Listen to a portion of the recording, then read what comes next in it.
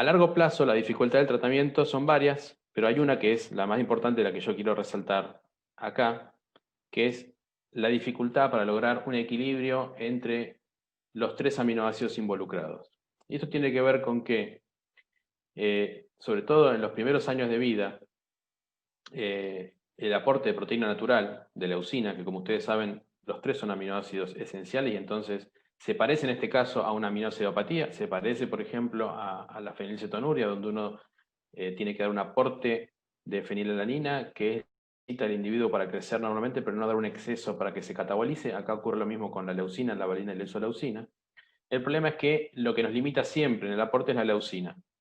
Y en las fórmulas de los primeros años de vida, las fórmulas de inicio o las de continuación, la proporción de leucina, valina e isoleucina de esta fórmula hace que cuando nosotros damos un aporte restringido de leucina, estemos generando una deficiencia de valina y de isoleucina, porque si damos lo que requeriría de valina y isoleucina, nos pasamos de leucina. Entonces, lo que ocurre habitualmente es que si uno no suplementa aparte valina e isoleucina, va a generar deficiencia. Si uno no controla frecuentemente estos aminoácidos, los 3 por separado, lo que uno podría ver en un control es incremento de leucina y creer que eso se debe a que uno está dando un aporte excesivo. Y sin embargo, esta interpretación genera una perpetuidad del círculo vicioso que significaría reducir el aporte de leucina, porque a su vez vamos a reducir valina e isoleucina. Eso ocurre porque la deficiencia de los otros 2 aminoácidos esenciales, valina y isoleucina, producen catabolismo. Este catabolismo produce liberación de proteína endógena con liberación de leucina, y entonces vamos a tener un dosaje plasmático de leucina alto, cuando en realidad esto no depende de la leucina de la dieta, sino del catabolismo que estamos generando.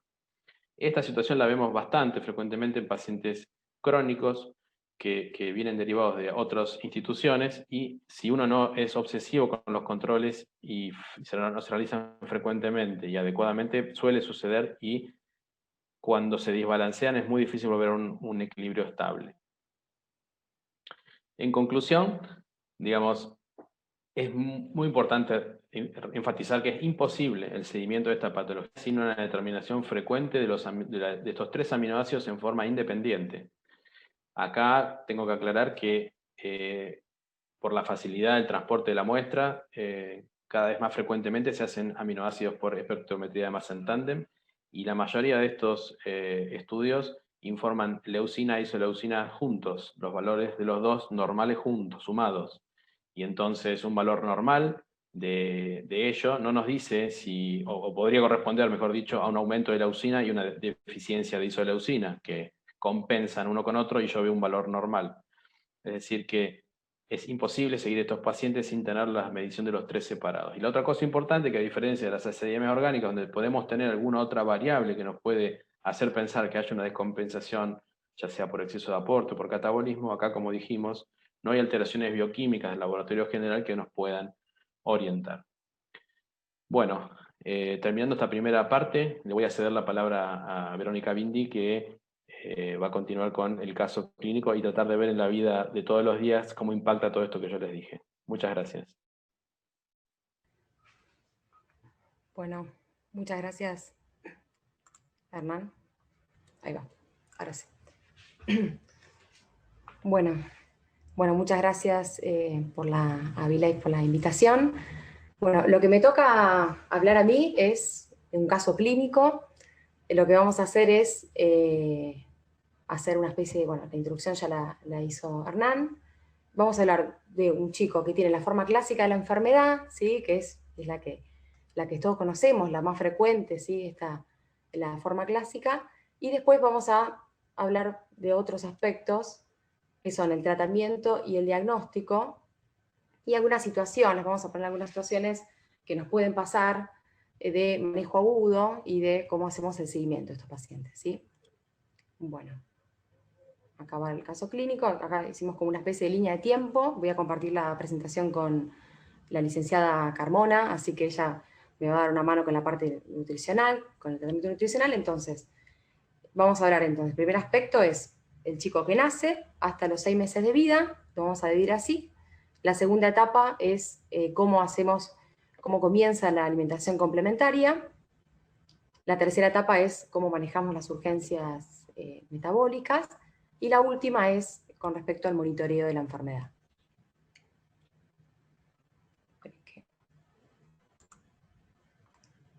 Ahí estamos. Bien. Ahí va. Bueno, entonces arrancamos con el caso clínico. Se trata de un nacido de término, sin ningún antecedente de importancia en el embarazo. La mamá hizo los controles obstétricos correspondientes. Es el primer hijo de la pareja.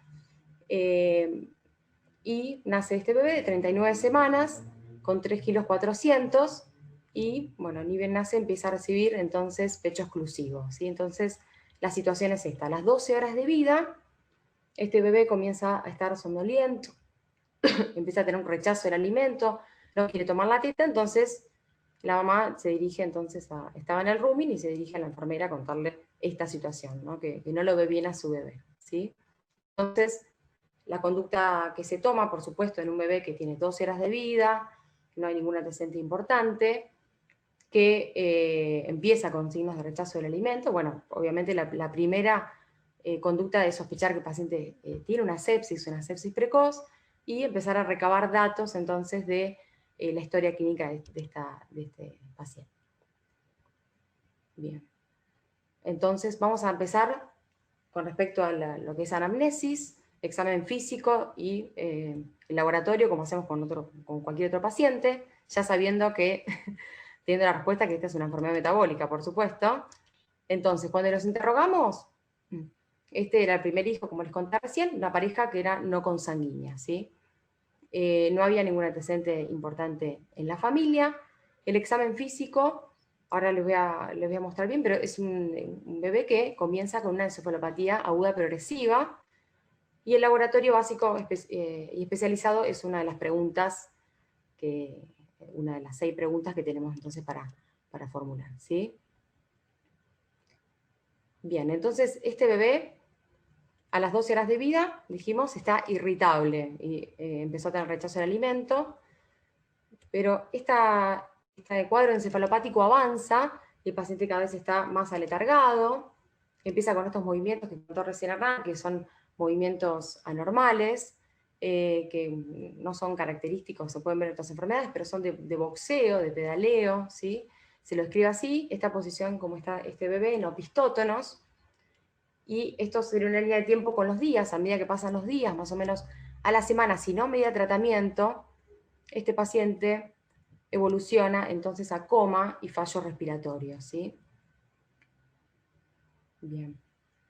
Bueno, ¿cómo sigue este chico? Bueno, por esta sospecha de sepsis se toman los cultivos necesarios, se dan antibióticos, y en ese momento no había, hasta las 20 horas de vida, no había rescate de germen. Entonces, todo esto progresa, los síntomas neurológicos progresan. En el laboratorio, no era un laboratorio catastrófico, tenía una glucemia, esa es la glucemia, 53, el estado ácido base 7,31, 25,18, o sea, una leve acidosis, el GAPSI estaba aumentado, tenía cetonas, y se refería a un olor a jarabe de arce, ¿sí? Bien, entonces la sospecha era fuerte. Entonces, para enfermedad metabólica, cuando nos situamos dentro de un error congénito, hablamos de 3 grupos. Este claramente es una enfermedad del grupo 1, donde hay síntomas tipo intoxicación.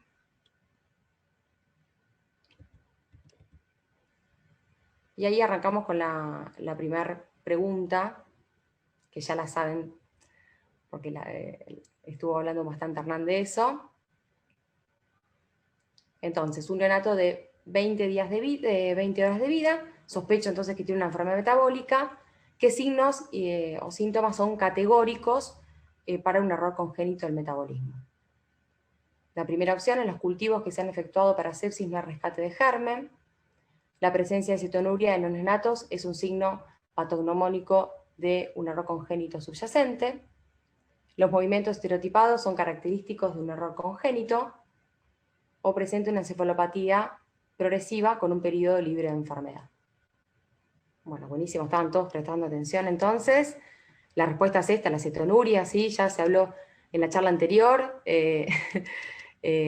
esto es completamente patológico en neonato y nos tienes que hacer pensar en una enfermedad metabólica.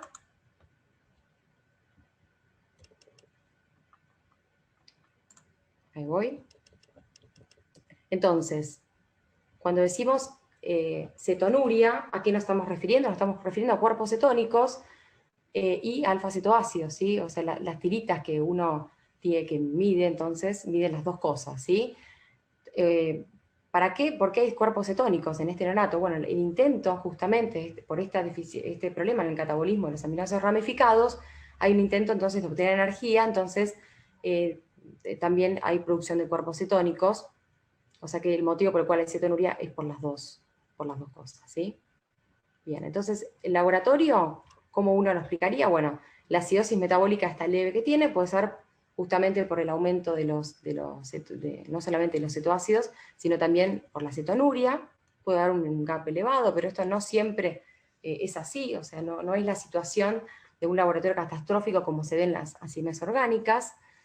Estos pacientes tienen este olor, como decía recién Arran, azúcar quemada, es un olor, no es agradable, y este olor viene justamente del jarabe de arce que es obtenido de la savia de la corteza de los árboles, ¿sí?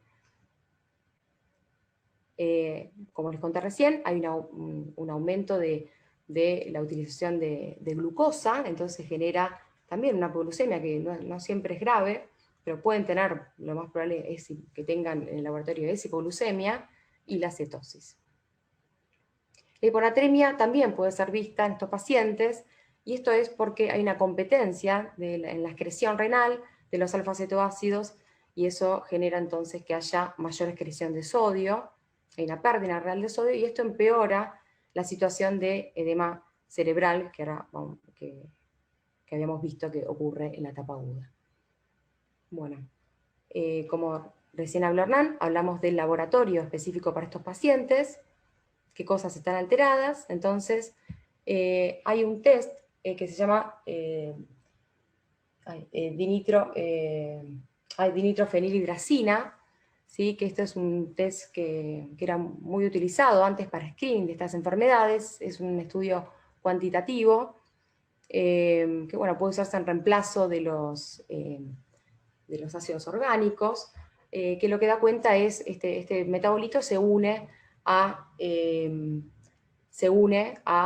los grupos de las cetonas y también de los alfa-cetoácidos. Por lo tanto, es una reacción cuantitativa, cambia de color el test a amarillo y entonces es bastante específica. Pero, como podemos ver en el cuadrito, su positividad es más adelante. Los aminoácidos plasmáticos, donde se ve un aumento de leucina, de valina y de isoleucina, ¿sí? Recuerden que la isoleucina es patognomónica de esta enfermedad. Y bueno, y sus correspondientes alfa-cetoácidos. Esas son las muestras, entonces, los estudios que deben solicitarse, ¿sí? Bien. No veo toda la pantalla.